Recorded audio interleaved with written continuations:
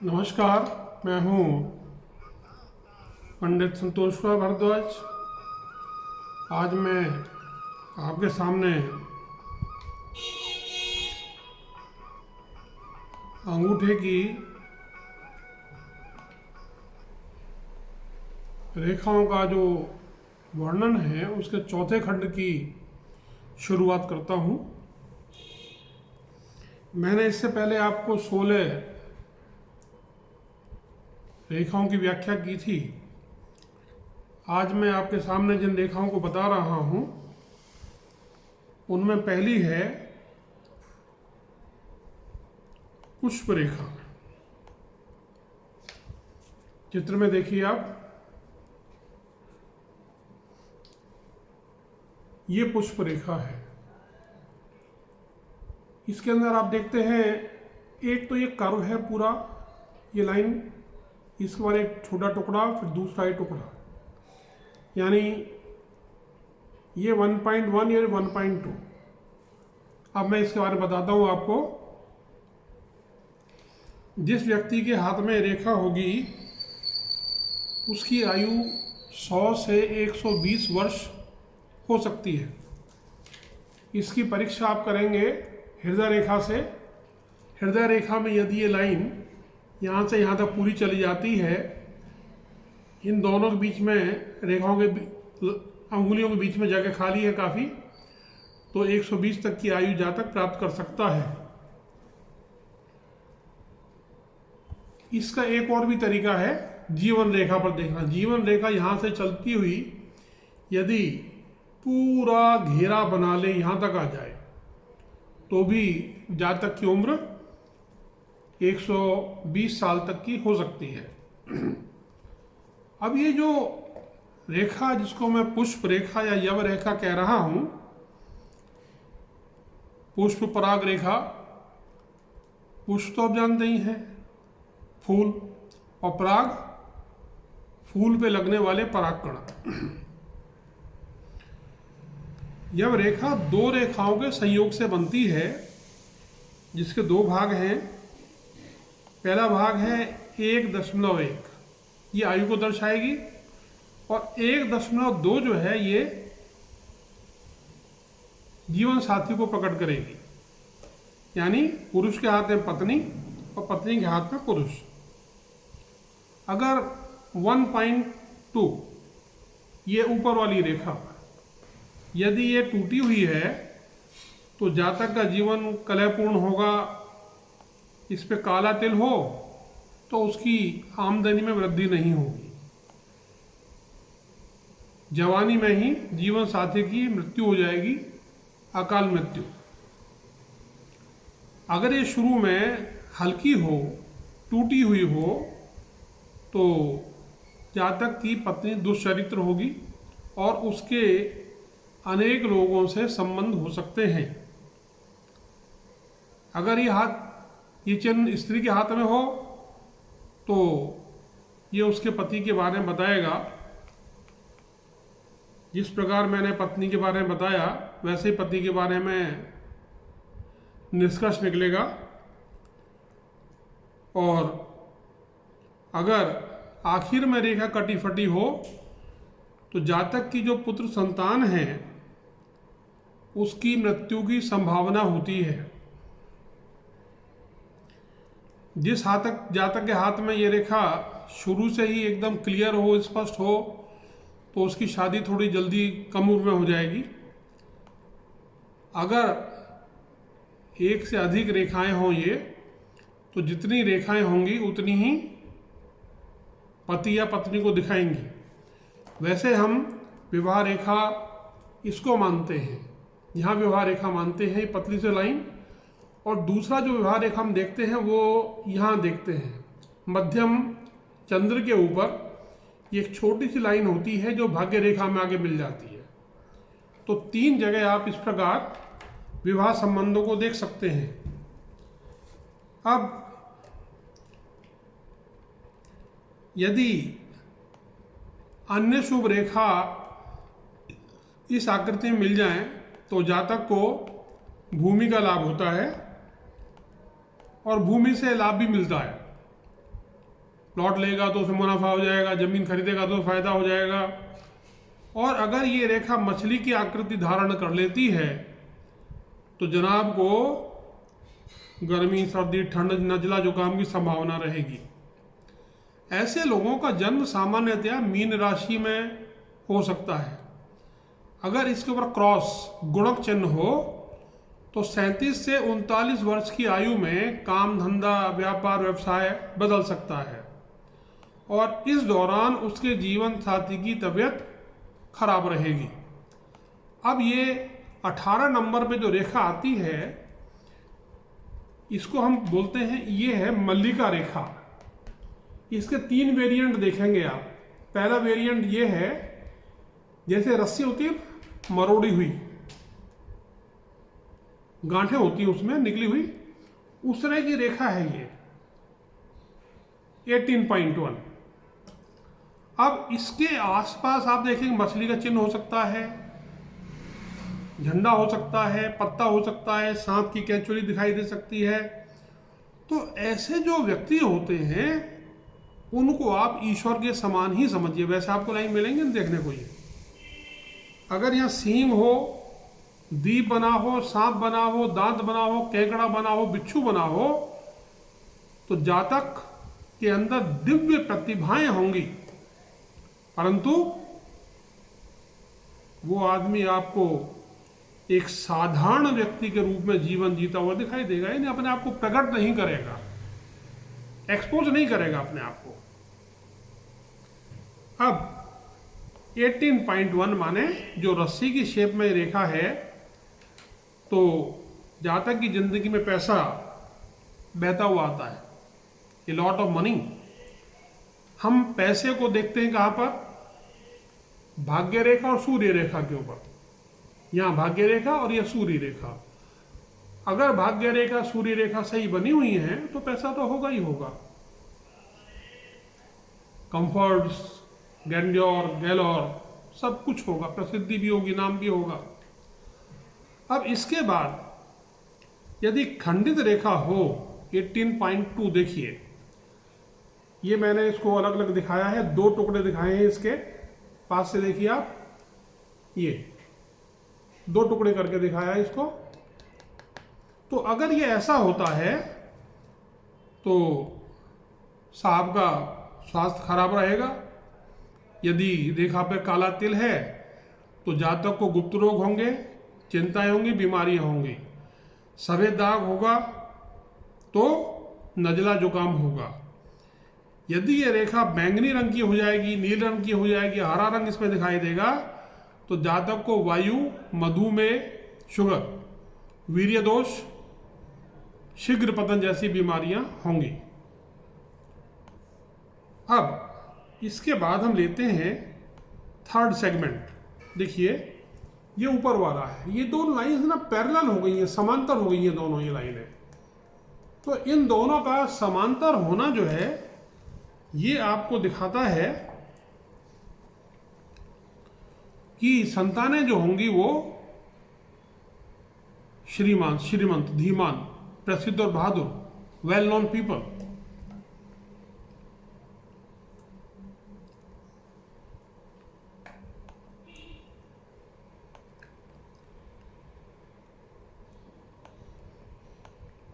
अब इसके बाद मैं थोड़ा करेक्शन कर दूं। मैंने ये आपको जो फिगर दिखाई है इसमें, यहाँ मैंने आपको ये बोला है this is 18.1 and this is 18.3। ये रस्सी के समान है, 18.3 है, और ये जो पैरेलल लाइंस है ये 18.1 है। अब नेक्स्ट है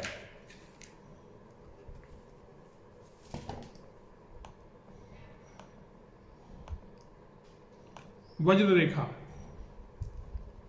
देवराज इंद्र का सबसे प्रमुख हथियार। अब वज्र रेखा कौन सी है? ये है फिगर 19। ये शुक्र,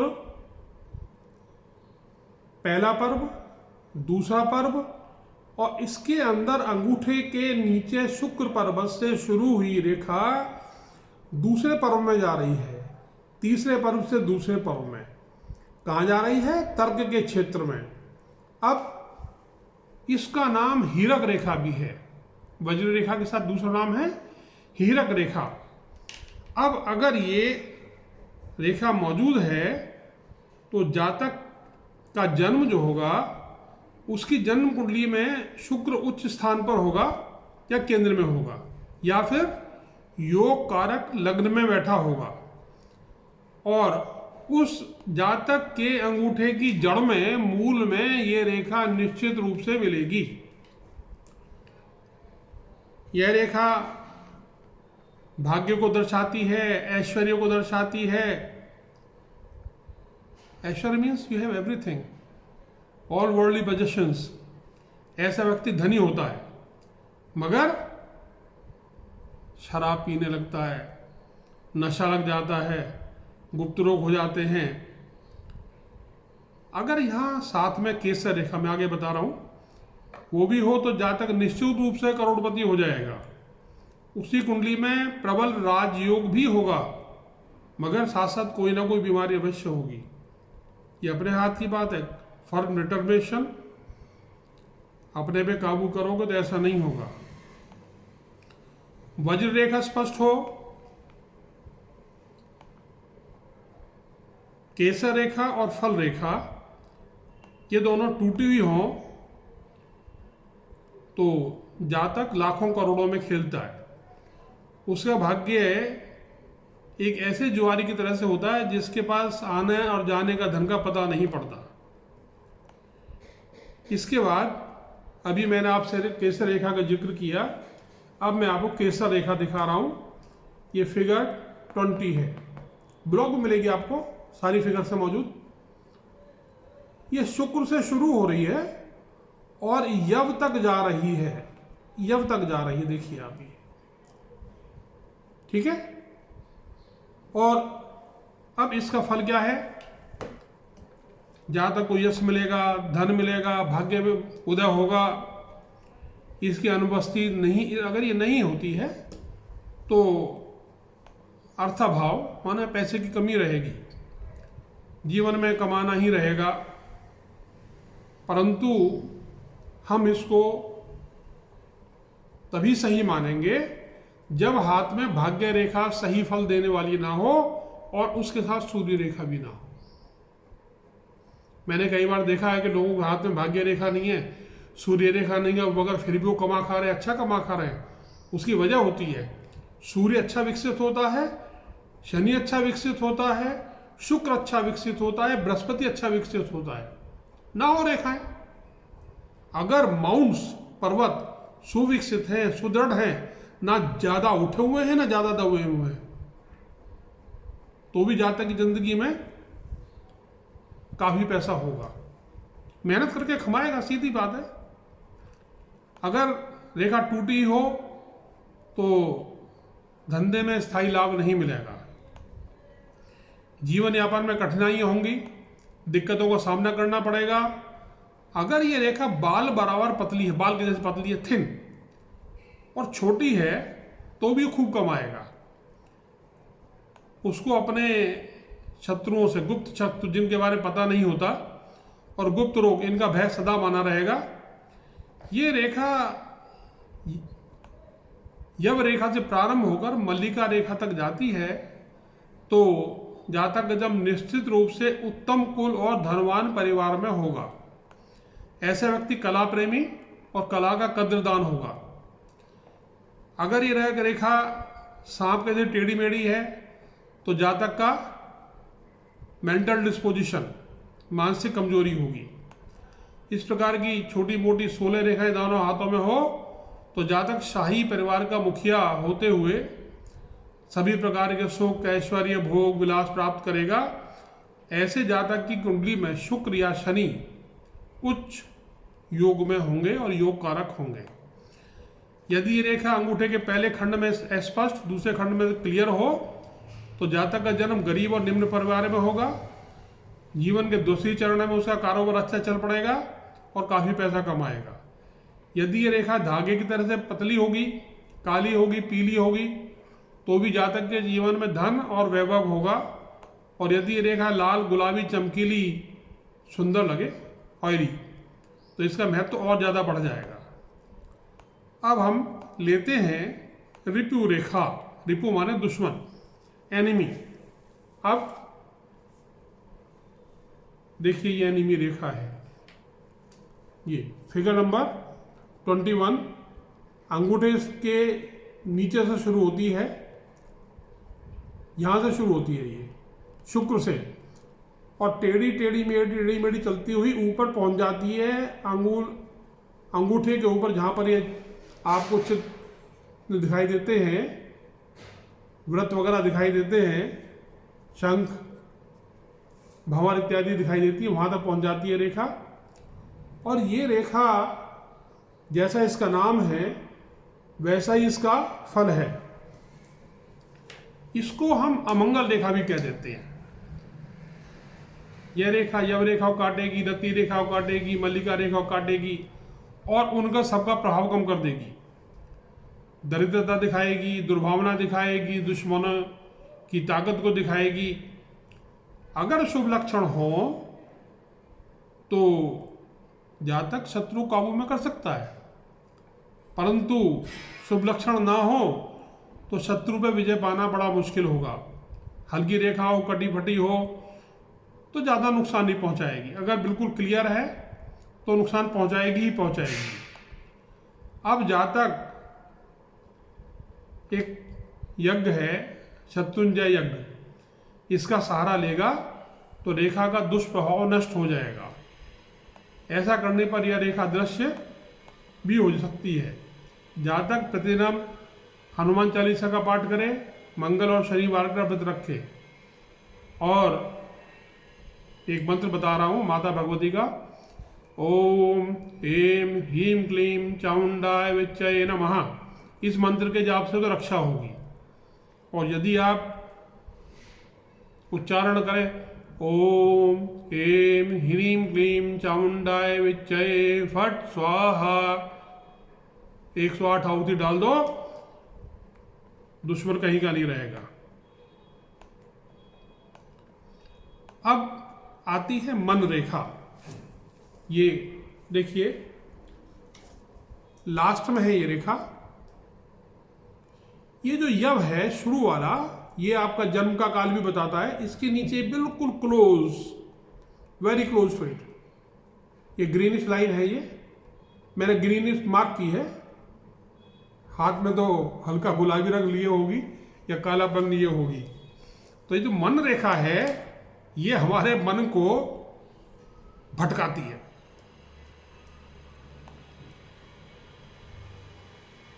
और जातक कि कई स्त्रियों से शारीरिक संबंध हो सकते हैं, और स्त्रियों की तो पुरुषों से संबंध हो सकते हैं।